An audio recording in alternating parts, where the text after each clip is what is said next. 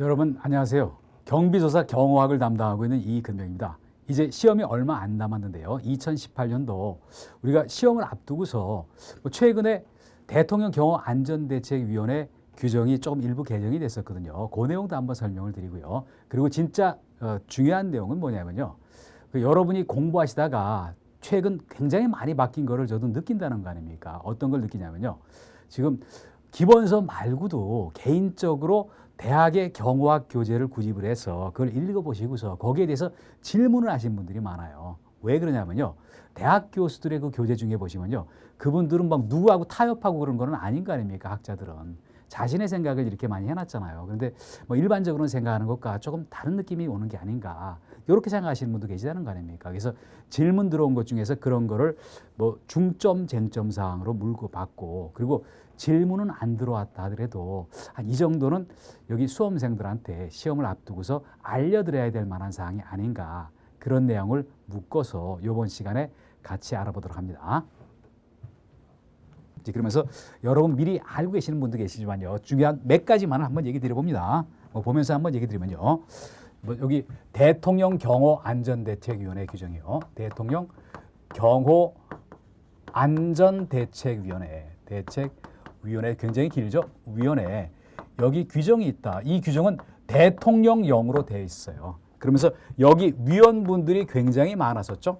그래서 그만큼 대통령 경호 업무가 엄중하고 중요하다가 보니까 유관되는 많은 부서에서 관련되는 업무를 하는 책임자를 여기 위원으로 여기 정했다는 거죠. 이제 그러면서 봅니다. 쭉 가다가 어땠죠?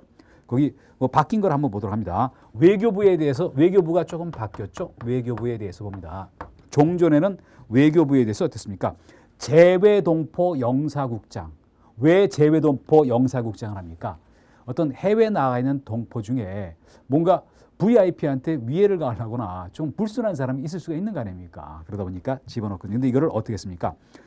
해외 안전관리 기획관이라고 뭐 같은 일을 하는 사람인데 명칭만 좀 바꿔놨어요. 그리고 그 다음 보시면요. 문화체육관광부를 가서 봅니다. 거기 관광산업국장이었죠. 근데 관광산업정책관 똑같은 업무인데 직책의 명칭만 바꾼 거예요. 그리고 그 다음 보면요. 국토교통부의 항공정책관을 중간에 안전이라는 말만 집어넣고 똑같은 직책인데 여기도 명칭만 바꿨어요. 그리고 소방청을 봅니다. 소방정책국장에서 아무래도 소방정책보다 현장에서 어떤 대처하는 그런 주무하는 그런 국장이 낫다. 그게 바로 119 구조구급국장. 그래서 여기 그 위원을 바뀌었고요. 그리고 해양경찰청의 경비안전국장. 똑같은 업무를 보는 사람이지만 안전이라는 말을 직책에서 뺐어요. 그리고 합동참모본부도 뭐라고 얘기를 드렸습니까? 종전에는 작전처장이라고 얘기를 드렸는데 지금 뭐랬죠? 작전본부 소속의 특정한 직책을 거명하지는 않고요. 장성급 장교 중에서 위원장이 지정하는 한 명이라고 얘기를 드린 거 아닙니까? 결국 위원장도 잘 모르니까요. 좀 건의 같은 걸 받을 겁니다. 그리고 더 큰 변화는 뭐였죠?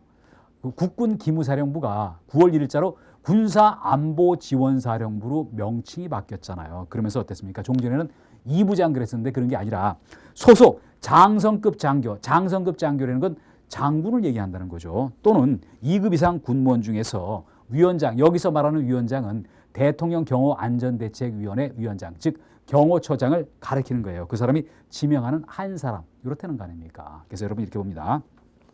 왜 2급 이상 군무원이겠습니까? 우리가 2급의 경우에는 중앙부처 어디죠? 국장급이에요. 다른 중앙행정기관에 보면 주로 국장급인 거 아닙니까? 그러다 보니까 2급이라고 픽스를 시켰다. 이렇게 봤고요.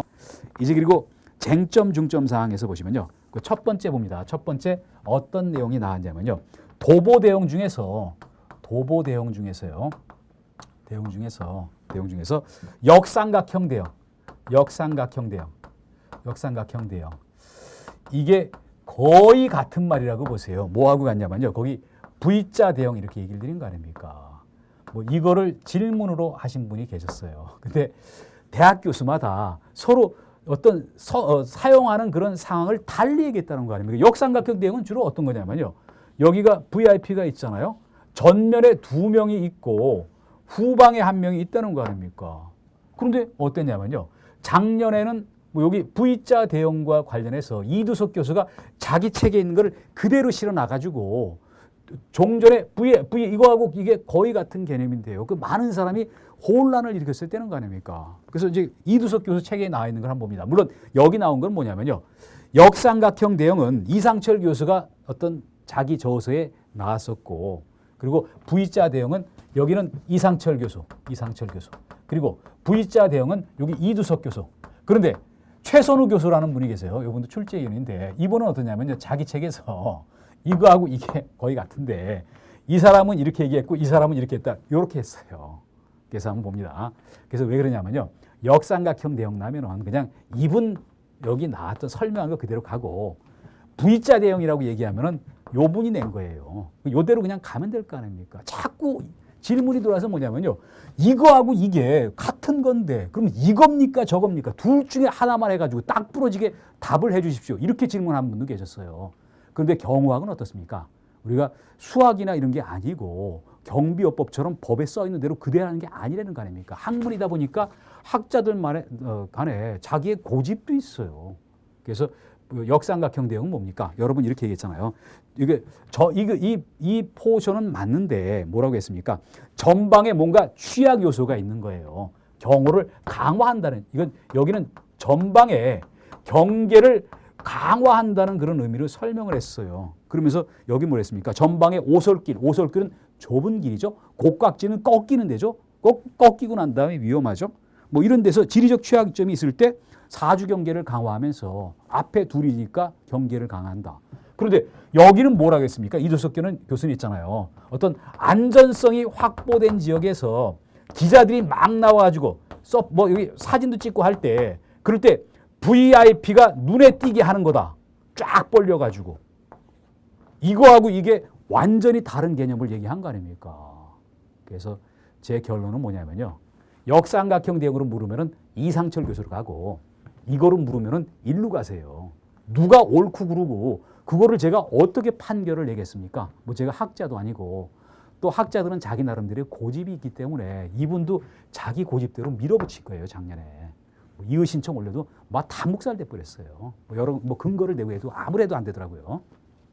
그래서 이런 게 차이가 있다. 이 차이는 뭡니까? 이상철 교수는 경호실에서 오랫동안 경호 직원들 교육을 했었어요. 이분은 대통령 근접경호원을 오래 했었어요. 그래서 이게 양쪽에 이게 똑같은 대형 포션이지만 이런 상황에서는 역삼각, 또 이런 상황에서는 표현을 V자다 이렇게 하시라는 거죠. 또 이렇게 얘기 드리니까 어떤 분은 뭐냐면요.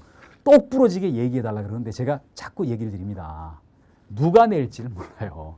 이거 나오면은 이분이 낸 거고 V자라 그러면 요 분이 낸 거예요. 그렇게 답하셔야 된다는 거죠.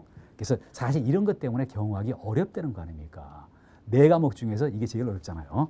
그래서 여기까지 해서요. 우리가 개정사항은 별거 없었던 거 아닙니까? 짧았죠. 물론 중요하지만요. 그리고 중요사항, 쟁점사항은요.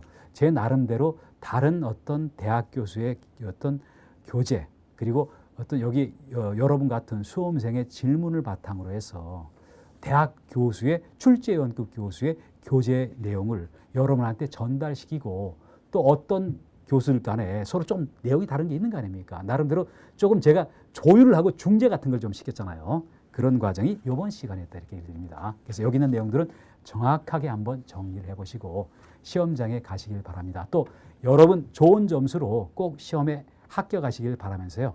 여기서 마무리 짓습니다. 네, 수고하셨습니다.